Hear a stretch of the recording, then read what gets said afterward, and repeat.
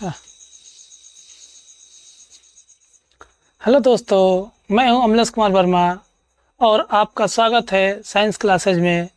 और आज हम लोग क्लास 9th के एक बहुत ही महत्वपूर्ण चैप्टर हमारे आसपास के पदार्थ को पढ़ने जा रहे हैं, जिसका हमारे लाइफ में बहुत ही महत्वपूर्ण योगदान है। हमारे आसपास के पदार्थ, चलिए देखते हैं क्या होता है हमारे आसपास के पदार्थ। इस चैप्टर के अंतर्गत हम किन किन पहलुओं पर बातें करेंगे, इन सारे पहलुओं को देखते हैं एक एक करके, जिसमें हम लोग पदार्थ की अवस्था, पदार्थ का वर्गीकरण और इससे संबंधित अन्य सभी तथ्यों को पढ़ेंगे। चलिए आप हेडिंग लगाइए आपका हमारे आसपास के पदार्थ। हमारे आस पास के पदार्थ। अब आप अपने आसपास बहुत सी वस्तुओं को देखते होंगे, जो वस्तुएं क्या करती हैं, स्थान घेरती हैं, जिसमें कुछ ना कुछ क्या होता है, द्रव्यमान होता है। तो ये सारी वस्तुएं क्या हैं, पदार्थ हैं। यानी कि हमारे आसपास की जितनी वस्तुएं यदि स्थान घेरती हैं, उसमें कुछ ना कुछ भार होता है, उन्हें हम क्या कहते हैं, पदार्थ कहते हैं। जैसे ये मार्कर हो गया, ये मार्कर क्या है, पदार्थ है। हम लोग हो गए, हम लोग क्या हैं, पदार्थ हैं। ये बोर्ड हो गया, ये क्या है, पदार्थ है। इस तरह से हमारे आसपास बहुत सारी वस्तुएं दिखती हैं जो क्या करती हैं, स्थान घेरती हैं। उन सबको हम क्या कर सकते हैं, पदार्थ कह सकते हैं। अर्थात पदार्थ की परिभाषा क्या होती है, पदार्थ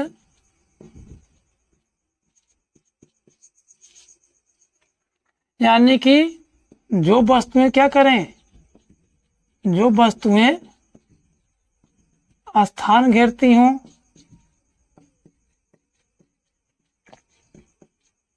जिसमें क्या होता है, द्रव्यमान होता है,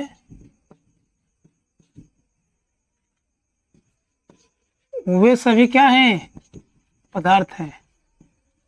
वे सभी पदार्थ हैं। जैसे कि बात करें तो जैसे आपका मेज, कुर्सी,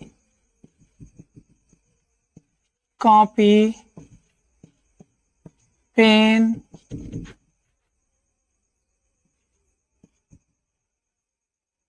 जल, वायु, इसके अलावा अन्य बहुत सी वस्तुएं हो गई, जैसे लोहा हो गया, बहुत सी आपकी धातुएं हैं, या बहुत से ऐसे हमारे आसपास पदार्थ हैं जो आपके आसपास वस्तुएं हैं, जिन्हें हम क्या कर सकते हैं, पदार्थ कह सकते हैं। ठीक है, जैसे आपकी मोबाइल भी क्या है, पदार्थ। ठीक है, आदि। यानी आप अब समझ गए होंगे कि पदार्थ क्या होता है। अब इन सारे पदार्थों में कुछ पदार्थों को देखें, मेज, कुर्सी, कॉपी, पेन, जल, वायु, इन सब में कुछ भिन्नताएं हैं। इन भिन्नताओं के आधार पर पदार्थों को हम कुछ विशेष वर्गीकरण के रूप में जानेंगे। हम पदार्थों का वर्गीकरण कर सकते हैं, जिसमें हम पदार्थ का वर्गीकरण करेंगे, पदार्थ का भौतिक एवं रासायनिक वर्गीकरण। सबसे पहले हम लोग पढ़ेंगे पदार्थ का भौतिक वर्गीकरण में पदार्थ की अवस्थाएं। अब ये पदार्थ किन अवस्थाओं में पाया जाता है, तो अगला हेडिंग आप लगा लीजिए, पदार्थ की अवस्थाएं।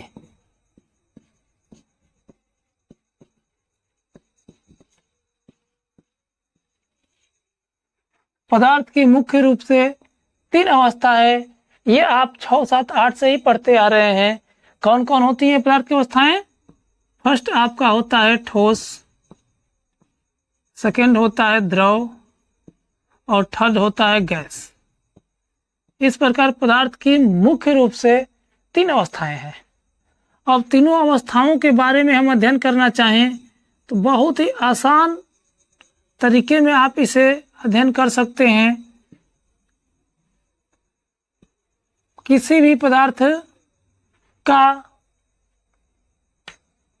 अवस्था ठोस अवस्था तब कहलाएगा जब उसका आयतन एवं आकार दोनों क्या हो, निश्चित हो।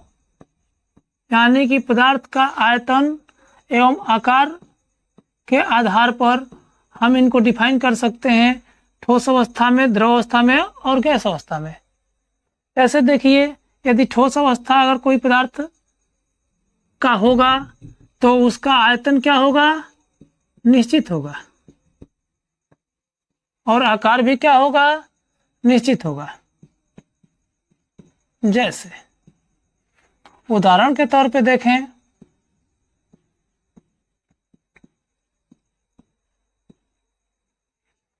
तो क्या हो सकता है,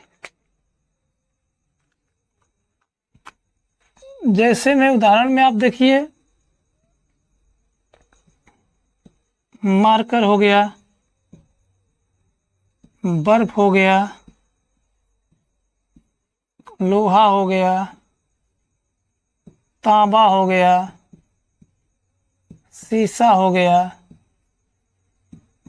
ये सारी वस्तुएं क्या हैं, ठोस के उदाहरण है। अर्थात इन सबको आप ध्यान से देखें तो इनका आयतन एवं आकार दोनों क्या होता है, निश्चित होता है। जैसे ये मार्कर हो गया, मार्कर का आयतन एवं आकार दोनों क्या है, निश्चित है। अगर मार्कर को देखा जाए तो इसकी लंबाई, चौड़ाई एवं ऊंचाई, अगर मार्कर यहाँ पे हो या इसे मैं यहाँ पे रखूं, ये स्थान उतना ही घेरेगा जितना यहाँ पे घेरेगा। इस प्रकार से इसका आयतन क्या है, फिक्स है। और जितना बड़ा आपका यहाँ पे है, ये कहीं पे रखा जाए तो उतना ही बड़ा रहेगा, अर्थात आकार भी क्या है, निश्चित है। इस प्रकार आप कह सकते हैं कि जिन वस्तुओं का आयतन एवं आकार दोनों निश्चित होता है उन्हें हम क्या कहते हैं, ठोस कहते हैं। द्रव में क्या होता है, तो जिन वस्तुओं का आयतन तो निश्चित होता है, आयतन तो निश्चित होता है, परंतु आकार क्या होता है, अनिश्चित होता है। तो जिन वस्तुओं का आयतन तो निश्चित परंतु आकार क्या हो, अनिश्चित हो, उन्हें हम क्या कहते हैं, द्रव कहते हैं। जैसे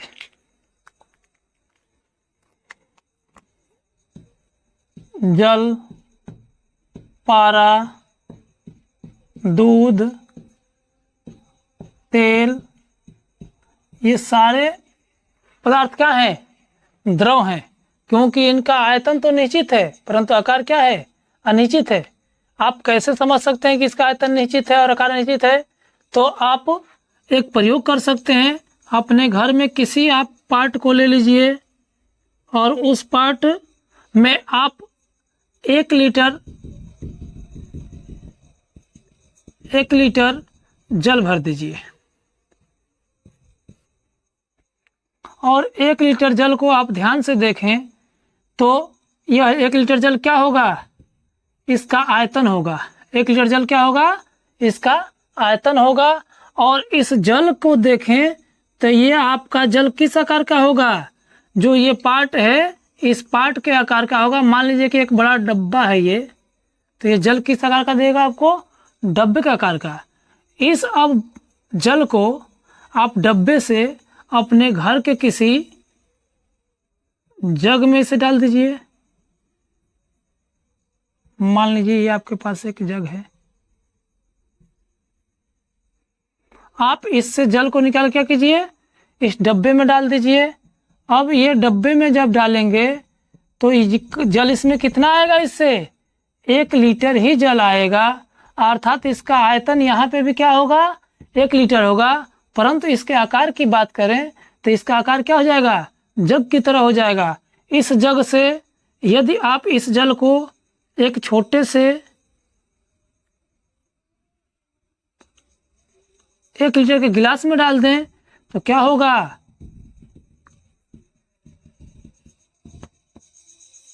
इसका आयतन यहाँ पे भी क्या रहेगा, 1 लीटर ही रहेगा, परंतु आकार क्या हो जाएगा, गिलास की तरह हो जाएगा।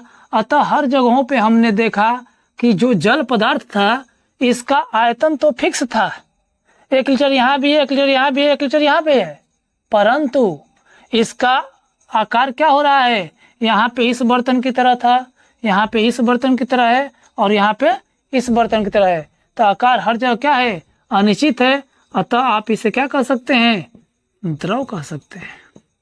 जब भी कोई वस्तु का आयतन निश्चित दिखे और आकार अनिश्चित दिखे तो वस्तु क्या होती है, द्रव होती है। ठीक है, स्पष्ट हो गया। अब चलिए आगे बढ़ते हैं गैस की तरफ। गैस क्या होता है, तो जिन वस्तुओं का आयतन और आकार दोनों क्या हो, अनिश्चित हो, आयतन एवं आकार दोनों क्या हो, अनिश्चित हो, तो उन वस्तुओं को हम क्या कहते हैं, गैस कहते हैं।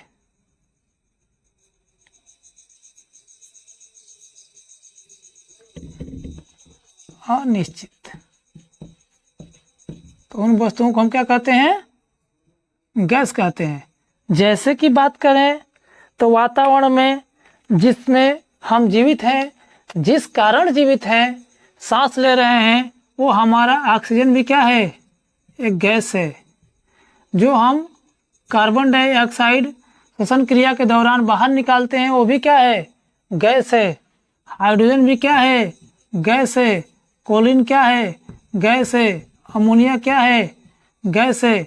तो वातावरण में बहुत से गैस हैं आपके, जैसे हमारे घरेलू यूज में आने वाला एलपीजी जो सिलेंडर में भरा जाता है वो भी क्या है, गैस है। इस प्रकार से आप ठोस द्रव गैस को इस कॉलम के द्वारा याद कर सकते हैं। देखिए आसान तरीका, ये हो गया हमारा पदार्थ, पदार्थ में ठोस, ठोस आयतन निश्चित आकार निश्चित ठोस कहलाएगा। द्रव में आयतन निश्चित आकार अनिश्चित द्रव कहलाएगा। गैस में आयतन अनिश्चित और आकार भी अनिश्चित गैस कहलाएगा। इन सब के क्या हो गए एग्जाम्पल। क्लियर हो गया, ठीक है, नोट कर लीजिए इसे नोट करना हो तो। फिर आगे बढ़ते हैं, ये हो गई हमारे पदार्थ की भौतिक अवस्थाएं, ठोस द्रव एवं गैस। ठीक है, अब क्या इन अवस्थाओं का परिवर्तन हो सकता है, क्या इन अवस्थाओं को एक अवस्था से दूसरी अवस्था में बदला जा सकता है। अगर इस बात को चर्चा करें तो ये पदार्थ क्या होते हैं, अवस्था परिवर्तन कर सकते हैं। तो अगले स्टेप में हम अवस्था परिवर्तन की बात को पढ़ेंगे। क्या पदार्थ को एक अवस्था से दूसरी अवस्था में बदला जा सकता है। तो आप सबसे आसान उदाहरण ले लें, यदि बर्फ को देखें, बर्फ, तो बर्फ क्या है, ठोस है। बर्फ को हम क्या कर सकते हैं, जल में बदल सकते हैं। थोड़ा सा इसको ताप दें या आप वातावरण में इसे रख दें बर्फ को, तो क्या हो जाएगा, यह जल में बदल जाएगा। और जल क्या हो जाएगा, गर्म करने पर किस अवस्था में आ जाएगा, गैस अवस्था में, अर्थात जलवाष्प में बदल जाएगा। तो इस प्रकार आप कह सकते हैं कि एक पदार्थ क्या हो सकता है, एक अवस्था दूसरी अवस्था में जा सकता है। तो इस प्रकार किसी भी आपके ठोस का द्रव में और द्रव का गैस में बदलना क्या कहलाता है, अवस्था परिवर्तन कहलाता है। चलिए देखते हैं हम लोग अवस्था परिवर्तन संबंधी कुछ मुख्य तथ्यों को, जिनमें गलनांक, क्वथनांक, हिमांक एवं द्रवणांक के बारे में हम पढ़ेंगे। चलिए पढ़ते हैं गलनांक को। आखिर गलनांक क्या होता है, गलनांक। इसके बाद हम लोग पढ़ेंगे हिमांक, क्वथनांक एवं द्रवणांक। गलनांक, हिमांक, क्वथनांक एवं द्रवणांक, ये सब क्या होते हैं, ये सब के सब आपका लास्ट में आप देख रहे हैं कि गलनांक, हिमांक, क्वथनांक, द्रवणांक, ये सब क्या हैं, ताप हैं। और किस प्रकार के ताप हैं, एक निश्चित ताप है। किस प्रकार ताप है, एक निश्चित ताप है। और इन सब के लिए क्या होना चाहिए, सामान्य वायुमंडलीय दाब होना चाहिए। सामान्य वायुमंडलीय दाब अर्थात एक एटीएम या आप कह सकते हैं इसे 760 mmHg, यानी कि 760 mm कहो चाहे एक वायुमंडल कहो, ये क्या होगा, वायुमंडलीय दाब सबके लिए क्या होना चाहिए, समान। इस यदि वायुमंडलीय दाब पर कोई भी आपका ठोस पदार्थ जिस निश्चित ताप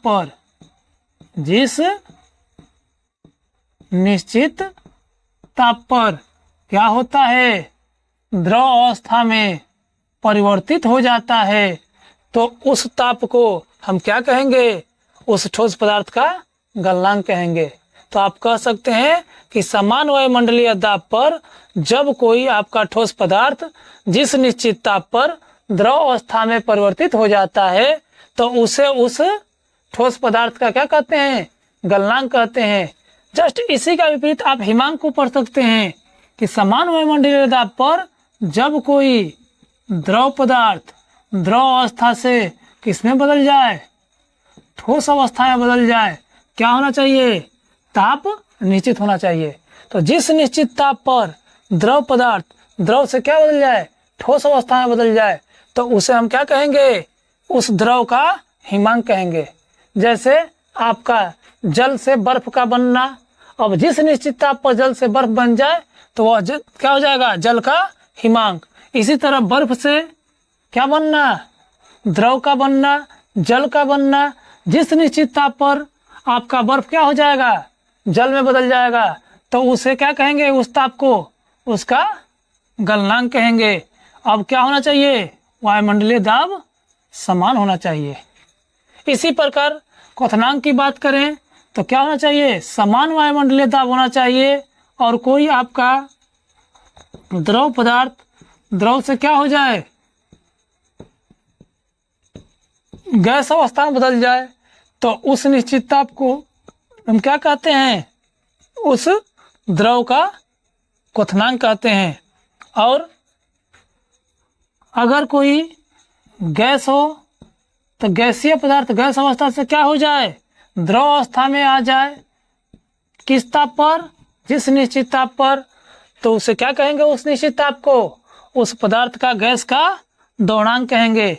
इस प्रकार सभी आपके पहलुओं के लिए समान वायुमंडलीय दाब चाहिए, और जिस निश्चित ताप पर आपका ठोस द्रव में, तो वो निश्चित ताप इसका गलनांक, जिस निश्चित ताप पर द्रव ठोस में, तो वह आपका निश्चित ताप क्या कराएगा, द्रव का हिमांक। जिस निश्चित ताप पर द्रव गैस में बदल जाए तो वह निश्चित ताप क्या कहलाएगा, द्रव का क्वथनांक।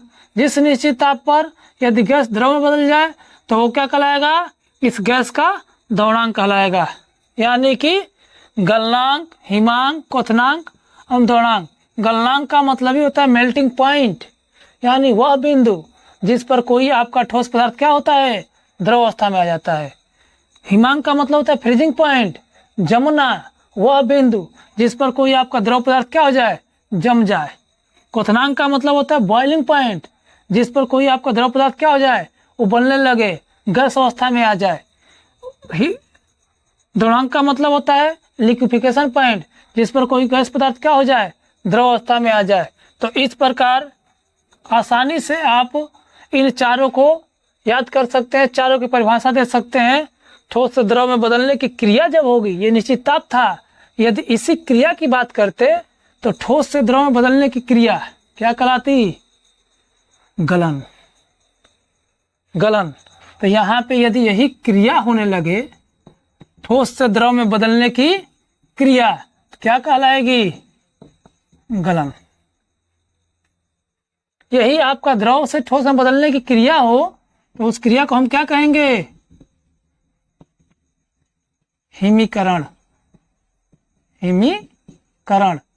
यदि यही आपका द्रव से गैस में बदलने की क्रिया हो रही हो, द्रव से कोई आपका गैस में बन रहा हो, तो उस क्रिया को हम क्या कहेंगे, वाष्पन, या इसे बोलेंगे वाष्पीकरण।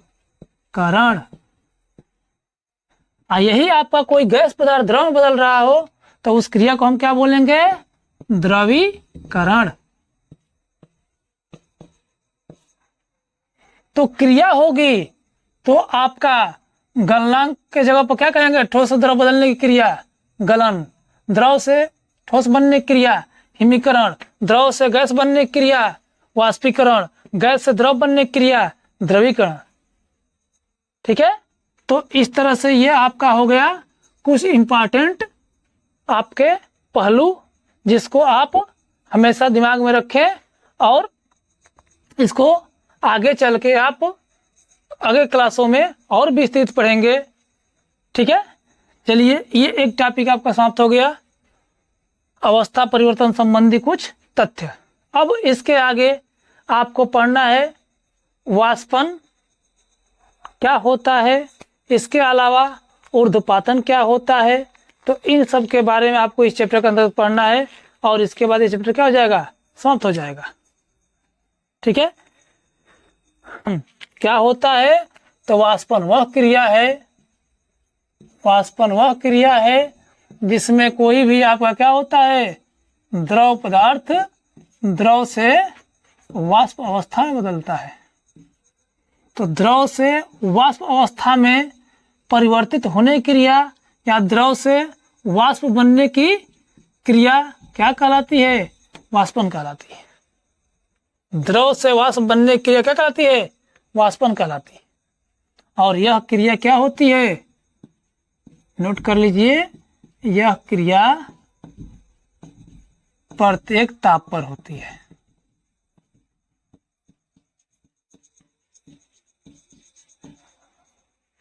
ठीक है, तो इस प्रकार वाष्पन की क्रिया क्या होती है? प्रत्येक ताप पर होती है। क्यों होती है? आपने इसे जान ही लिया कि जब आपके द्रव का कोई आपका पदार्थ रहेगा, जल ही ले लो, जल रहेगा तो जल के अणु कुछ दूर दूर पाए जाते हैं। ठीक है, तो इनके अंतरक अणु का स्थान के कारण यानी कि द्रव के कणों के मध्य रिक्त स्थान पाया जाता है जिन्हें हम बोलते हैं अंतरक अणु का स्थान। और अंतरक अणु का स्थान के कारण द्रव के कण क्या होते हैं? जिग जैग मोशन करते हैं। और इस गति के बारे में बताने वाले वैज्ञानिक थे रॉबर्ट ब्राउन। और इसलिए इस मोशन को, इस गति को क्या कहा गया? ब्राउनी गति कहा गया। और ब्राउनी गति के कारण ये आपके कण या जल के अणु एक दूसरे से क्या होते हैं? टक्कर खाते हैं। और टक्कर खाते खाते इनमें क्या उत्पन्न हो जाती है? उष्मा। और उस उष्मा के कारण सतह पे ये अणु जा क्या कहते हैं? सतह से ऊपर की तरफ उड़ने लगते हैं। और इस उड़ने की क्रिया को हम क्या कहते हैं? वाष्पन। ठीक है, तो ये हो गया आपका वाष्पन। यह क्रिया प्रत्येक ताप पर होती है। किसके कारण? ब्राउनी गति के कारण।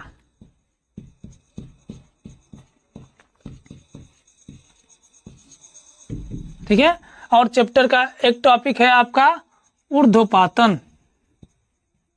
ऊर्ध्वपातन, सब्लिमेशन। क्या होता है ये? ऊर्ध्वपातन का मतलब होता है कि कोई भी आपका ठोस पदार्थ हो, यदि यह बिना द्रव अवस्था में बदले, क्या? बिना द्रव अवस्था को प्राप्त किए, बिना द्रव अवस्था में बदले या प्राप्त किए, सीधे क्या होता है?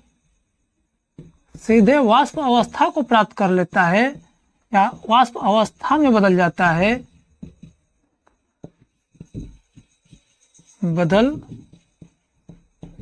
है, तो उस क्रिया को हम क्या कहते हैं?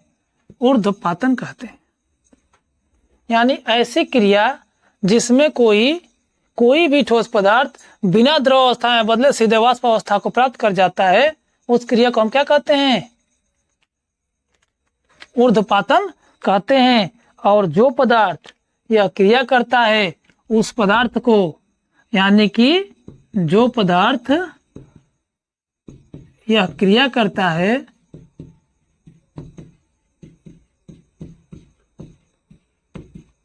उस पदार्थ को ऊर्ध्वपातज कहते हैं।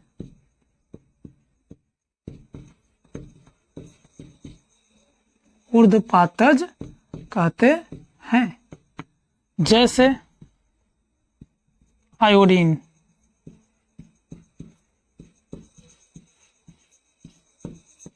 कपूर, नौसादर, ये सब ऐसे पदार्थ हैं जो आपके सीधे क्या होते हैं, ठोस अवस्था से वाष्प अवस्था में बदल जाते हैं, द्रव अवस्था में नहीं बदलते। तो जब भी कोई ऐसा पदार्थ दिखे आपको जो ठोस अवस्था से द्रव अवस्था में बदले बिना सीधे वाष्प अवस्था में बदल जाता है, तो आप उसे क्या कह सकते हैं कि वह क्रिया कैसी है, ऊर्ध्वपातन की। वो पदार्थ क्या है, ऊर्ध्वपातज है। ठीक है, तो इस प्रकार से इस चैप्टर का सबसे लास्ट हेडिंग था आपका ऊर्ध्वपातन। आज आप लोगों ने पढ़ लिया आपका पदार्थ क्या होता है, पदार्थ की अवस्थाएं क्या होती हैं, पदार्थ का अवस्था परिवर्तन क्या होता है, अवस्था परिवर्तन के बाद आप वाष्पन की क्रिया को पढ़े, वाष्पन के बाद आपने ऊर्ध्वपातन को पढ़ा।